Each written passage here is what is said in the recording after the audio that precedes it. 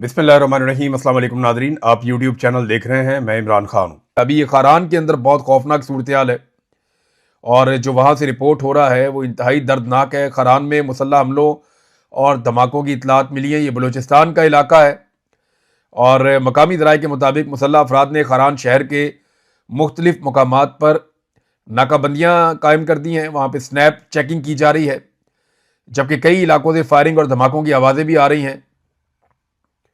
और आईजी की रिहाइश गाह के मामले में बताया गया कि मुसल्लह अफराद ने आईजी जो है वहाँ का, उसकी जो वहाँ पर रिहाइश गाह है, वहाँ पे भी हमला हुआ है और पुलिस की गाड़ी को आग लगाई गई है। और पुलिस की गाड़ियाँ जो है वो मुबैना तौर पे छोड़कर भी चले गए, जिन्हें बाद में आग लगा दी गई। यानी पुलिस पे भी अटैक किया वहाँ पे दहशतगर्दों ने। और रिपोर्ट के मुताबिक सरावान चौक पर कायम खाली चेक पोस्टों और एक मवासलाती टावर को भी धमाका खेज मवाद से तबाह कर दिया गया है। अभी ये वहाँ से इब्तदाई तौर पे इतलात आ रही हैं। मुसद्दका इतलात जब आएंगी तो पता चलेगा कि और क्या हुआ। बहरहाल यहाँ पे बहुत बड़े हमले का खतरा है बलूचिस्तान में। दोबारा से खारान को पूरी तरह से कंट्रोल किया गया है। वहाँ पे एक मकामी सहाफ़ी हैं, मुसल्लह अफराद ने सहाफ़ी बुरहानुद्दीन बलूचिस्तान की जानिब से शेयर की गई रिपोर्ट्स के मुताबिक बलूचिस्तान के शहर खारान में बदुपुल, बाब खारान, सी पैक रोड और सरावान रोड समेत मुख्तलिफ मकामात पर नाकाबंदियाँ कायम कर ली हैं। यानी जो सिक्योरिटी फोर्सेज का काम है करने का, वो नाकाबंदियाँ जो है वो दहशतगर्दों ने लगा दी है। और शहर के रेड जोन में आईजी पुलिस की रिहाइशगाह के करीब पुलिस की गाड़ियों को आग लगा दी गई है। सारे वाक़यात जो पहले आपको बता चुका हूँ। तो खारान के ऊपर इस वक्त कब्जा है दहशतगर्दों का और इसके पेश नज़र फौरी तौर पर कोयटा और बलूचिस्तान के तमाम हसास इलाकों की सिक्योरिटी को इंतहाई सख्त कर दिया गया है। और वहाँ पे सिक्योरिटी हाई अलर्ट है कि खुदा न खास्ता कोयटा में कोई ट्रांसपोर्ट्स के ऊपर या ट्रेन के ऊपर किसी किस्म का दोबारा अटैक ना हो जाए। तो बहुत हाई सिक्योरिटी एक मरतबा फिर कोयटा और बलूचिस्तान में लगाई गई है। ये सूरत हाल कंट्रोल नहीं हो रही। वजह यह है कि वहाँ पे कोई अवाम का मुंतखब नुमाइंदा है ही नहीं जो अवाम के साथ बात करे और अवाम के साथ मिलकर दहशतगर्दों को पीछे हटाए। हम ये देखते हैं कि जब भी दहशतगर्द आते हैं तो अवाम मामूल के मुताबिक अपना काम कर रहे होते हैं। यानी जैसे सिक्योरिटी फोर्सेज के लोग अवाम के अंदर फिरते हैं, वैसे ही दहशतगर्द आते हैं, वो भी अवाम के अंदर फिरते हैं। तो अवाम के लिए कोई फ़र्क ही नहीं पड़ता इससे कि कौन आ रहा है कौन जा रहा है। वो उन्होंने अपने आप को इर्रेलिवेंट कर दिया, क्योंकि उनको आपने इर्रेलिवेंट कर दिया। उनके वोट की आपने हैसियत ही नहीं जानी थी। तो वो कागज़ की एक पर्ची, लेकिन उसमें पाकिस्तानियों का एतमाद था। जब आपने पाकिस्तानियों की हैसियत को ख़त्म कर दिया तो उन्होंने आपकी हैसियत को ख़त्म कर दिया। अब दहशतगर्द उनके बीच में फिरते रहते हैं बलूचिस्तान में, उन्हें परवाही नहीं होती। और सिक्योरिटी फोर्सेज उनके बीच में जाती हैं तो कई दफ़ा वो एहतजाज भी करते हैं। यही हम खैबर पख्तूनख्वा में देख रहे हैं। बदकिस्मती से यही सब कुछ हम बलूचिस्तान में भी देख रहे हैं। नाजरीन, एक और ख़बर है आज़ाद कश्मीर से। ये तो बहुत ही खौफनाक खबर है और वहाँ पे जो सूरत हाल मकामी सहाफ़ी बता रहे हैं, क्योंकि देखें उनको मना कर दिया गया कि आपने किसी किस्म की अब रिपोर्टिंग नहीं करनी। आप अगर रिपोर्टिंग करेंगे तो आप भुगतेंगे, ये कह दिया गया है आज़ाद कश्मीर के सहाफ़ियों को। और उन्हें सख्ती से मना किया गया है कि हम जो भी ऑपरेशन करने जा रहे हैं इसके बारे में कोई बात नहीं करनी। आईजी ने फौरी तौर पे एक बयानिया बनाया। आईजी आप जानते हैं वही जो कहते हैं कि इतने हज़ार बंदे मार दें तो जो है वो मुल्क ठीक होना शुरू हो जाएगा। इतने बंदे मारने होंगे फौरी तौर पर अगर आपने मुल्क को ठीक करना है तो आईजी कैप्टन रिटायर लियाकत ये कह रहा है कि जी कलदम एक्शन कमेटी के शरपसंदों ने सड़कें खोद दी हैं, अरबों रुपए का नुकसान कर दिया है, दरख्तों को काट काट के टिम्बर माफिया को दे रहे हैं और हर चीज़ को तबाह कर दिया है, सियाहत को तबाह कर दिया है और तालीम को भी तबाह कर दिया है। ये जनाब आईजी वहाँ पे जो है ये इस बात का एतराफ़ कर रहा है कि इतनी बड़ी तबाही आज़ाद कश्मीर में हो गई है, तो इसकी जिम्मेदारी कौन लेगा। दूसरी मैं आपको इन्फॉर्मेशन ये देता हूँ कि जिस ऑपरेशन से अभी खबरदार किया गया वहाँ पे मकामी सहाफ़ियों को कि खबरदार अगर तुमने रिपोर्ट किया, और पाकिस्तान का मीडिया तो वैसे भी रिपोर्ट नहीं कर रहा, कोई इस पर बात करने को तैयार नहीं है। तो सूरत हाल यह है कि बहुत बड़े पैमाने पर सिक्योरिटी फोर्सेज को आज़ाद कश्मीर में दाखिल किया गया है और ये मुख्तलिफ इलाकों से रावलाकोट की तरफ बढ़ रही हैं। रावलाकोट में एक बड़े ऑपरेशन का प्लान है, झड़पें वहाँ पर जारी हैं, शेलिंग वहाँ पर बार बार की जाती है, लेकिन किसी भी वक्त एक बड़ा खौफनाक ऑपरेशन रावलाकोट में किया जा सकता है और हमेशा के लिए जॉइंट अवामी एक्शन कमेटी को ये कुचलना चाहते हैं। और ये सब कुछ इन्हें करना होगा इसी अगस्त के महीने में या सितंबर के पहले हफ्ते में। टाइम इनके पास बहुत कम है, क्योंकि सितंबर की 27 तारीख तक पाकिस्तान तहरीक इंसाफ को भी निमटना है। अगर वो वाकई निकलने जा रहे हैं और बड़े पैमाने पर लोगों को लेकर आ रहे हैं, तो उनसे निमटने से कम सिक्योरिटी फोर्सेस को आराम करने के लिए या चीज़ों को नॉर्मलाइज करने के लिए कम से कम 3 हफ्ते दरकार होंगे। लिहाजा जो भी आज़ाद कश्मीर में करना है, ये इनको फ़ौरन करना होगा और अभी करना होगा। यानी दहशतगर्द कहते हैं और किसी को भी मार देते हैं और कोई पूछने वाला भी नहीं है, कोई मुकदमा भी इनके ऊपर नहीं होता। खादम रिजवी की तस्वीर लगी है सिर्फ एक जगह पे। मैं हैरान हो गया ये फुटेज देख के, और जब मैंने खबर पढ़ी तो मुझे हैरत हुई कि महफिल मिलाद हो रही थी फैसलाबाद में, वहाँ खादम हुसैन रिजवी साहब की फ़ोटो लगा दी किसी ने। दहशतगर्दी का पर्चा हो गया उनके ऊपर, जो महफिल करवा रहे थे मिलाद की। यानी मिलाद की महफिल कराने पे दहशतगर्दी का पर्चा। वजह क्या बताई कि जनाब इन्होंने खादम हुसैन रिजवी का फोटो लगाया। ये वही खादम हुसैन रिजवी हैं जिनको 24-24 घंटे जो है वो पाकिस्तान के टीवी चैनल्स के ऊपर कवरेज दी जाती थी, जिनके एहतजाज करने वाले मुजाहिरीन को 5-5 हज़ार रुपया डीजी रेंजर्स अपने हाथ से देकर भेजता था और कहता था आप मेरे भाई नहीं हैं, हम आपके भाई नहीं हैं, हमारा आपका प्यार है। तो हमने ये सारा कुछ इसी मुल्क में होते हुए देखा, भी चंद साल पहले देखा, इतनी कमज़ोर याददाश्त नहीं है। और अब ये खादम हुसैन रिजवी की फ़ोटो लगा लो तो दहशतगर्दी का मुकदमा हो जाता है। इसके दोनों बच्चे जबरी तौर पे गुमशुदा कर दिए गए हैं, कुछ पता नहीं जिंदा हैं या जिंदा नहीं हैं, खुदा न खास्ता उनके साथ पता नहीं क्या हुआ, वो कहाँ पे हैं, रियासत जवाब देने के लिए तैयार नहीं है। तो यहाँ हमने इस तरह की तब्दीलियाँ आती हुई देखी। कल को फिर एस्टेब्लिशमेंट को ज़रूरत पड़ेगी, इनको फिर अपने सर पर बैठा लेंगे और फिर से एस्टेब्लिशमेंट वही गंदा खेल खेलना शुरू कर देगी जो हमेशा से एस्टेब्लिशमेंट खेलती चली आई है। देखिए, अब जिन चीज़ों पे तवज्जो होनी चाहिए, बलूचिस्तान पे, खैबर पख्तूनख्वा पे, मामलात को दुरुस्त करने पे, वो सारी तवज्जो किस बात पे, इमरान खान को दबाओ किसी तरह। इमरान खान को जो है वो दीवार के साथ लगाओ, उसको डील पे आमादा करो या उसको तोड़ लो किसी तरह। सारी तवज्जो पाकिस्तान की इंटेलिजेंस एजेंसियों की इस बात के ऊपर है। मिसाल के तौर पे सुप्रीम कोर्ट ने इमरान खान साहब का केस सुना और केस सुनने के बाद उन्होंने एक हुक्म जारी किया, और हुक्म जारी करते हुए ये लिखा था, जब ये हुक्म जारी किया गया था सुप्रीम कोर्ट ऑफ पाकिस्तान की जानिब से, तो उसका एक पैराग्राफ नंबर 14 है।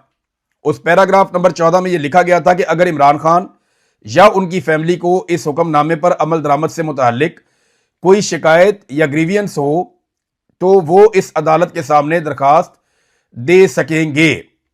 ये बाकायदा लिखा हुआ है। ये अब पैराग्राफ नंबर 14 के अंदर आप चले जाएं और ये इसकी जो क्लॉज डी है उसको आप पढ़ें तो उसमें यही लिखा हुआ है एग्जैक्टली, बल्कि और ज़्यादा डिटेल में लिखा हुआ है कि अगर इमरान खान से उनकी फैमिली को कोई प्रॉब्लम आ जाती है तो आप कोर्ट से फ़ौरन रुजू करें तो आपकी बात सुनी जाएगी। अब उन्होंने फौरी तौर पे रुजू किया, जनाब आपके तो हुक्म पे अमल ही नहीं हुआ, इन पे तौहीन अदालत लगाएं।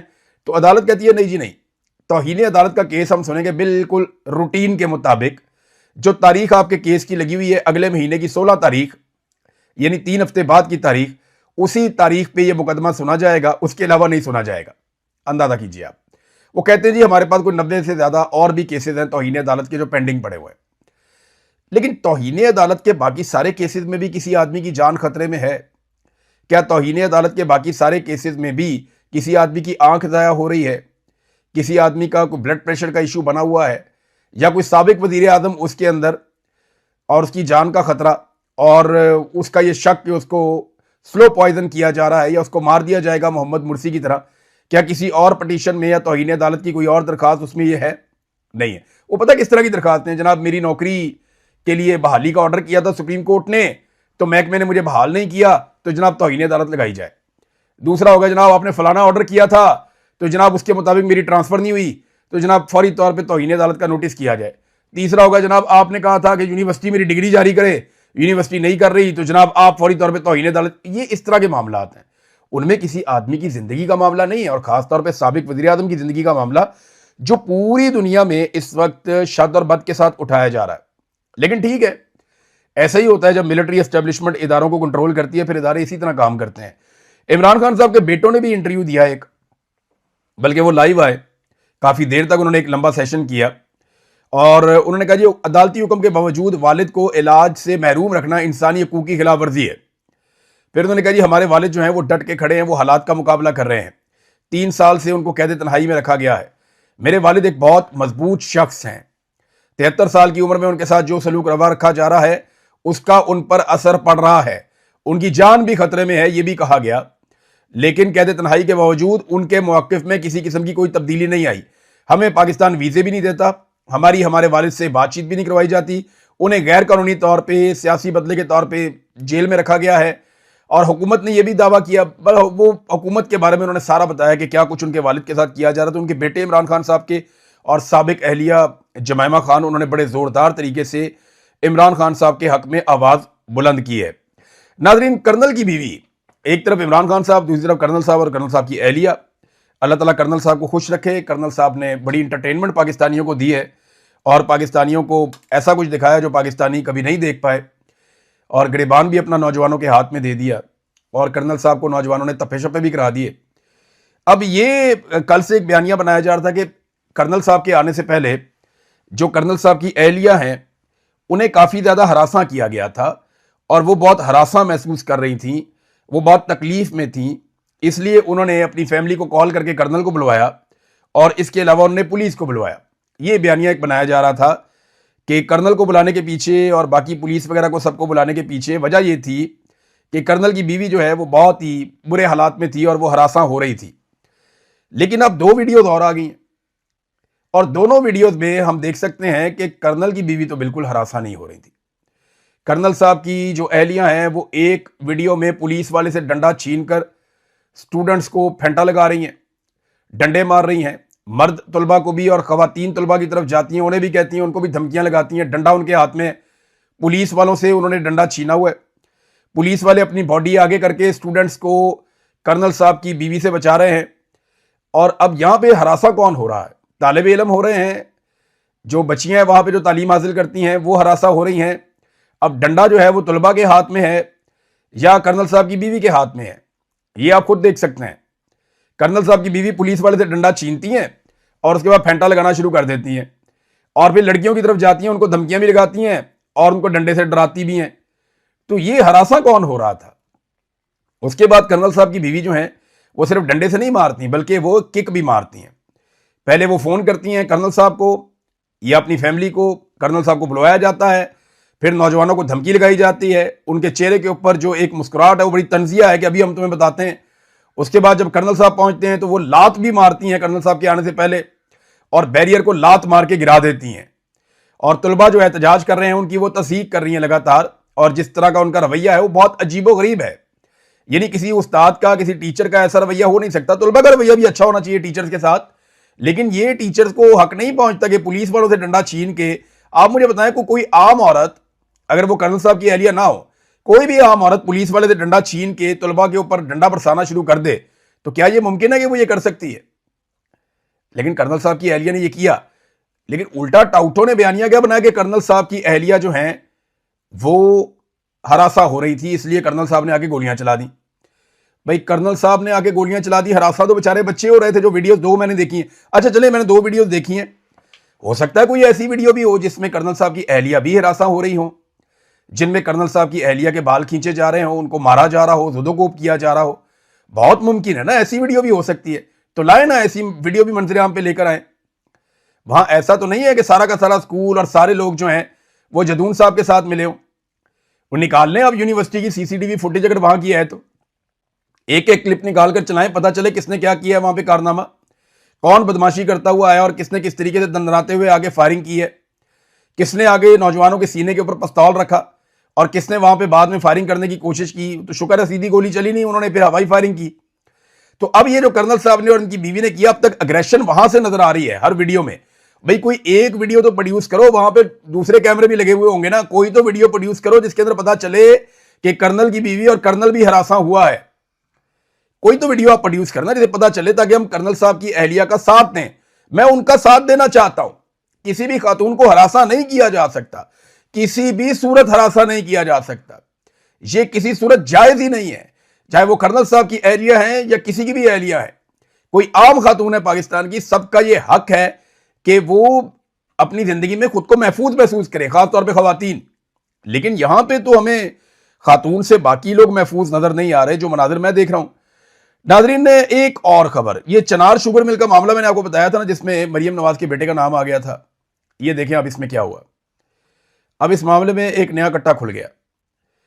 इसमें जो है वो चनार शुगर मिल वाले मामले में इन्होंने लेटर लिख दिया चनार शुगर मिल ने सदर पाकिस्तान को भी, और तफसीलात लिखते हुए इन्होंने क्या कुछ कह दिया जरा ये आप देख लें। वो कहते हैं जी सदर पाकिस्तान को लेटर लिखते हुए काफ़ी उन्होंने एतराज़ात कर दिए और उन्होंने कहा जी पंजाब हुकूमत ने कमिश्नर अमजद हफीज़ और इस वक्त के डीसी फैसलाबाद के इक़दामात पे हमें संगीन एतराज़ है और मिल की सीलिंग की गई है, कानून के खिलाफ की गई है, हमारे साथ इम्तियाजी सलूक किया जा रहा है। बहुत सारे और मामला उन्होंने खोल कर रख दिए। ना सिर्फ उन्होंने मामला खोल कर रख दिए बल्कि जो भाट साहब हैं जो किसान इत्तेहाद के सरबराह हैं, उन्होंने ये कहा था कि मरियम नवाज का बेटा जुनैद सफदर इस मिल पे कब्जा करना चाहता है। तो अब हुआ ये कि अजीबोगरीब काम कि चनार शुगर मिल इंतजामिया ने सदर पाकिस्तान को खत लिखते हुए केन कमिश्नर पंजाब अमजद हफीज की मरियम नवाज के बेटे जुनैद सफदर के साथ तस्वीर भी जारी कर दी। ऐथे रख, ये देखें आप, ये जनाब तस्वीरें चेक करें। ये यानी मैं तो कुछ और समझ रहा था नौजवान को, मायूसी अंधेरा ही है हर तरफ, कोई इनका काम सीधा नहीं है। यानी मुझे बहुत हैरत और धचका लगा था ये तस्वीर देखने के बाद, मुझे अभी भी मैं हैरत हो रही है मुझे कि ये क्या है। एक दिन पहले किसान रहनुमा खालिद भाट ने कहा था कि सियासी खानदान जो है मिल का कब्जा लेना चाहता है, वज़ीर आला का बेटा, और शुगर मिल के खिलाफ जितने इकदाम किए जा रहे हैं हम पे दबाव डाला जा रहा है ताकि हमारी मिल का कब्जा लिया जा सके, हमें मजबूर किया जाए कि हम ये मिल उन्हें दे दें। तो अब जनाब उन्होंने केन कमिश्नर के साथ मरियम नवाज के बेटे जुनैद सफदर की तस्वीरें भी जारी कर दी हैं। इन्होंने कोई आर्मी चीफ को भी और सदर को भी जो है वो ये खतूत लिखे हैं। अब आप अंदाजा करें ये चल रहा है इस मुल्क के अंदर। वैसे मैं चनार शुगर मिल वालों को एक मशवरा देना चाहता हूं और वो इसको पल्ले बांध लें। आपकी ना बहुत जल्दी किसी ना किसी से लड़ाई हो जाएगी, कोई ना कोई लोकल गुंडा या कोई ना कोई बदमाश या कोई ना कोई बंदा आपके किसी बेटे से, भाई से, रिश्तेदार से, बहुत करीबी आदमी से लड़ पड़ेगा। हो सकता है कोई रास्ते में जाते हुए छोटा मोटा एक्सीडेंट हो जाए, किसी रेस्टोरेंट पे खाना खाते हुए गले पड़ जाए, कुछ भी करके आपको किसी एक ऐसी लड़ाई में उलझा दिया जाएगा जिसमें कोई एक दो गरीब आदमी मर जाएंगे और मरेंगे दूसरी पार्टी के। ये एक दफा नहीं, पहले कई मरतबा हो चुका है, ये पैटर्न है। और आप लोगों के ऊपर कत्लों के मुकदमे हो जाएंगे, दहशतगर्दियों के मुकदमे हो जाएंगे, उसके बाद आपको ये मिल देनी पड़ेगी। लिहाजा मेरी आपसे गुजारिश है, जितने इंपॉर्टेंट बंदे हैं ना आपके खानदान की, जिनकी आपको बहुत फिक्र है, उन्हें जरा साइड पे कर दें। और अगर कुछ लोग बाहर रह सकते हैं तो उनको फौरन बाहर निकाल दें। फिलहाल अभी आप इनसे बचें, वरना ये आपकी शुगर मिल हड़प कर जाएंगे। इन्होंने बेशुमार कारोबार लोगों के ऐसे ही हड़प किए। मुझे एक सियासतदान है, उसने मुझे आकर बताया था कि जनाब मैं किस तरह एक दफ़ा शहबाज शरीफ के एक बेटे के चुंगल में फंसने लगा था और बड़ी मुश्किल से मैं बचा था और किस तरीके से मुझे ट्रैप किया गया था। और उसने दो तीन लोगों की और भी कहानी बताई जो ट्रैप हो चुके थे। नाज़रीन, फजलुर रहमान साहब का सिर्फ एक स्टेटमेंट मैं आपको पढ़ के सुनाऊंगा इस वीलॉग के आखिर में, और ये स्टेटमेंट मैं उम्मीद कर रहा था पाकिस्तान तहरीक इंसाफ देगी और उन्हीं को देना चाहिए था, क्योंकि ये अपोजिशन के करने का काम है। फजलुर रहमान साहब ने जो बात कही उसको एज इट इज मैं बताता हूं। वो ये कहते हैं कि अभी चंद दिन पहले जो कानून साजी हुई वो आइन के खिलाफ है। आइन का आर्टिकल 243 कहता है कि तीनों मुसल्लह अफवाज का सुप्रीम कमांडर सदर होगा और इन तीनों अफवाज के सरबराहान का तकर्रर सदर के मशवरे से वजीर आजम करेगा। और हमने तकर्री का इख्तियार एक इदारे के सरबराह को यानी फील्ड मार्शल आसिम मुनीर को दे दिया है। यानी कि वफाक का इख्तियार भी एक इदारे के सरबराह को दे दिया गया है। ये गैर आईनी है। फजलुर रहमान साहब ने यह कहा। इस पर जो वैसे आवाज उठानी चाहिए थी ना, हकीकतन वो पाकिस्तान तहरीक इंसाफ को बतौर अपोजिशन जमात उठानी चाहिए थी। हैरत अंगेज तौर पर उन्होंने आवाज नहीं उठाई। अब तक इतनी, अपना ख्याल रखिएगा, अपने इस चैनल का भी। अल्लाह हाफिज।